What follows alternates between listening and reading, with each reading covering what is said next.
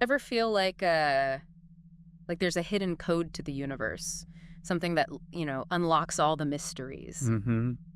Today's deep dive is all about tapping into that ancient wisdom with the 7 Hermetic principles. Okay. These aren't just dusty old ideas. We're talking about principles that can totally change your perspective on life, like getting a glimpse of the universe's source code. You know, what's fascinating is how these principles passed down from Egyptian and Greek mystery schools Right. strangely line up with some pretty cutting-edge science today. Yeah. It's like they were onto something way back then, something we're only now beginning to grasp with our modern understanding. It's true. We're cracking open articles, excerpts from the Kybalion, even tapping into how these principles pop up in pop culture. You sent me a fascinating article about that. Yeah. Who knew ancient wisdom could be so current? That's the beauty of these principles. They're not meant to be locked away in some ancient library. They're meant to be lived, experimented with, and that's how we'll uncover their true power. So let's jump right into the first principle, mentalism. Right. The all is mind. The universe is mental, says the Kybalion. Right. Okay, I'm ready to have my mind blown. Are we talking about the Matrix here? It's not that far off, actually. Really? Mentalism suggests that everything we experience is real. Yeah. This desk, these microphones, even our own bodies, all stem from a vast, universal mind. So instead of a computer simulation, it's like the universe itself is a thought or maybe even a dream in this incredible universal mind. Exactly. Wow. And if the universe is this mental construct, then our thoughts, our consciousness, aren't just isolated events happening inside our heads. Right. They're part of this interconnected web of mental energy. That's a pretty profound concept. But if that's true, does that mean we can just think ourselves into becoming millionaires or manifesting whatever we desire? If only it were that simple. Yeah. While mentalism points to the immense power of thought, it's a bit more nuanced than that. It's not about some magical, instant manifestation. Think of it more like this. Our thoughts shape the filter through which we experience reality. Okay, so less about wishing makes it so, and more about how our mindset shapes our perceptions and how we interpret the world around us. Now you're getting it. Okay. Imagine 2 people facing the same challenging situation. Okay. One, stuck in a negative mindset, might only see obstacles, Right. while the other, approaching it with a positive outlook, sees opportunities for growth and learning. Same situation, 2 totally different realities based on their thinking. Wow. That's mentalism in action. It reminds me of that Henry Ford quote, whether you think you can or you think you can't, you're right. Our beliefs really do color our reality, don't they? Absolutely. And that's just scratching the surface of mentalism. But let's shift gears for a moment and explore the principle of correspondence. Okay. This one's all about recognizing the interconnectedness of everything.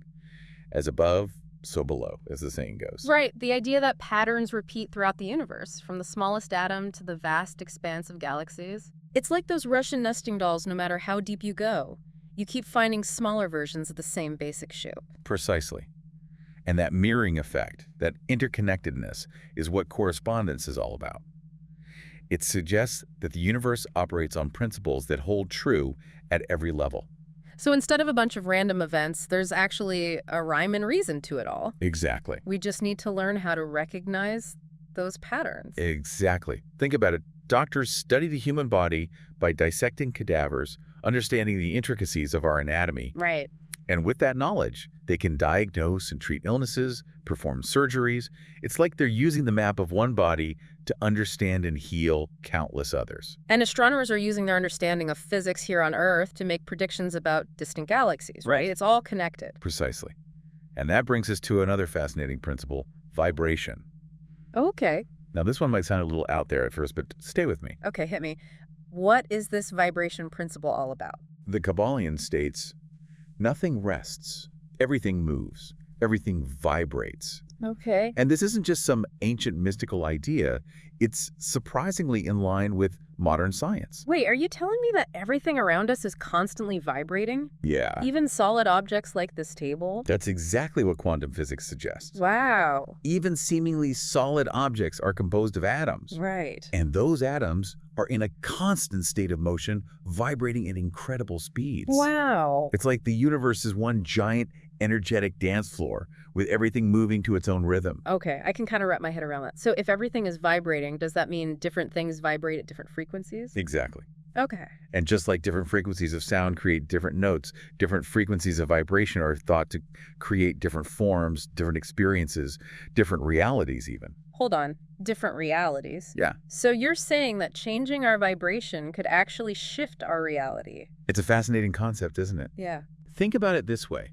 When you change the dial on your radio, Right. you're adjusting the frequency you're tuned into. Right. And that allows you to access different stations, different music. I see where you're going with this. So if we could somehow tune our own vibration, could we tap into different experiences? That's what the Hermeticists believed. Wow. And many modern spiritual practices emphasize the power of raising your vibration through meditation, positive thinking, surrounding yourself with positive energy. So if we're bogged down by negative thoughts and emotions, we're essentially tuning into a frequency of negativity. Exactly. And by shifting to a more positive mindset, we can change the channel and tap into a different experience. That's the general idea. It's like instead of listening to static, you're tuning into a channel playing your favorite music, Right. uplifting and inspiring. Mhm. It's about recognizing that we have a degree of control over our own energetic frequency. This is making me rethink everything. Okay, so we've got mentalism, the power of thought, correspondence, the interconnectedness of everything, Yes. and vibration, the idea that everything is energy in motion. What's next on this cosmic scavenger hunt? Well, speaking of finding balance, Hmm. and I think you'll agree that finding balance in this fast-paced world is something we're all striving for. Yeah. That's where the principle of rhythm comes into play. Okay, rhythm. So are we talking about dancing our way to enlightenment? Yeah. Not quite dancing, but I love your enthusiasm. The Kybalion tells us that everything flows out and in, everything has its tides, all things rise and fall. The pendulum swing manifests in everything. The measure of the swing to the right is the measure of the swing to the left.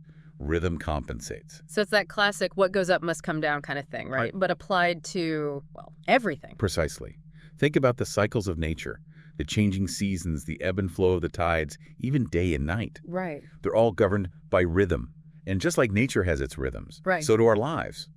We experience highs and lows, periods of growth, and periods of rest. And I'm guessing that understanding this principle is about more than just recognizing that these cycles exist. Exactly.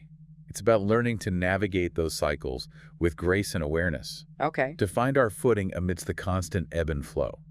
The Hermeticists believe that by mastering this principle, we could become what they called masters of the pendulum. Masters of the pendulum, huh? Yeah. So instead of being controlled by those swings back and forth, we can learn to ride them like a pro surfer riding a wave. Now you're getting it. It's about finding that point of balance, that inner stillness amidst the constant motion. And it's about recognizing that just as night follows day, periods of challenge are often followed by periods of growth and expansion. So instead of resisting those inevitable downswings, we can learn to ride them out, knowing that an upswing is on its way. Precisely. And not only that, but we can learn to use the energy of those downswings to propel us forward, to gain momentum for when the pendulum swings back in the other direction. So instead of getting swept away by the waves, we learn to surf them. This is giving me a whole new perspective on those challenging times. That's the power of these principles. They offer a different lens through which to view the world. And speaking of perspective, the principle of cause and effect can be a real game changer. Right. The good old what goes around comes around idea. It's about taking responsibility for our actions, isn't it? It's more than that, actually. It's about recognizing that we are active participants in creating our reality. Okay. Every action we take, every thought we think, every choice we make, they all have consequences, creating ripples that shape the tapestry of our lives. So it's not just about acknowledging that our actions have consequences. It's about stepping into a place of conscious creation, right? Exactly. It's about recognizing the power we have at every moment to choose thoughts, actions, and behaviors that align with the reality we want to create. Okay, so less about blaming ourselves for every little thing that goes wrong and more about realizing that we have more control than we might think. That's empowering. It is empowering. And that brings us to the final principle, gender. Now, before you jump to conclusions, remember, this isn't about male and female in the traditional sense. Right. It's about recognizing the interplay of two fundamental energies, the masculine and the feminine. Okay, so we're talking about universal energies that exist within all of us, regardless of our physical gender. Precisely.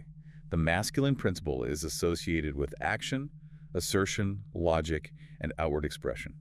Think of it as the driving force, the initiator. Got it. And the feminine principle. That's about receptivity, nurturing, intuition, and inward reflection. Think of it as the creative force, the one that gives shape and form. So it's like the classic yin-yang symbol, two seemingly opposite forces, constantly interacting, always striving for balance. Exactly. And just like you can't have light without darkness, you can't have creation without both the masculine and the feminine energies working in harmony. So we all have both of these energies within us, and it's about finding that balance, that sweet spot where they're working together. Exactly. And when you tap into that balanced state, amazing things can happen. You're more creative, more intuitive, more effective in your actions. It's like you've unlocked a hidden superpower. Wow, this has been quite the deep dive. We've explored some pretty mind-bending concepts today. The 7 Hermetic principles: mentalism, correspondence, vibration, polarity, rhythm, cause and effect, and gender. It's like we've been given a glimpse behind the curtain of reality. And the most exciting part is that this is just the beginning. As you delve deeper into these principles, you'll discover even more about yourself and the universe around you. It's like we've been handed a treasure map, and now it's up to us to go out and explore. Thank you for taking us on this journey. The pleasure was all mine. Remember, the universe is full of wonders for those who dare to look beyond the surface. And to our listeners, we'd love to hear your thoughts. Have you experimented with any of the Hermetic principles? How have they impacted your life? Share your experiences, insights, and burning questions with us on social media, and let's keep this conversation going. Until next time, keep questioning, keep exploring, and keep diving deep.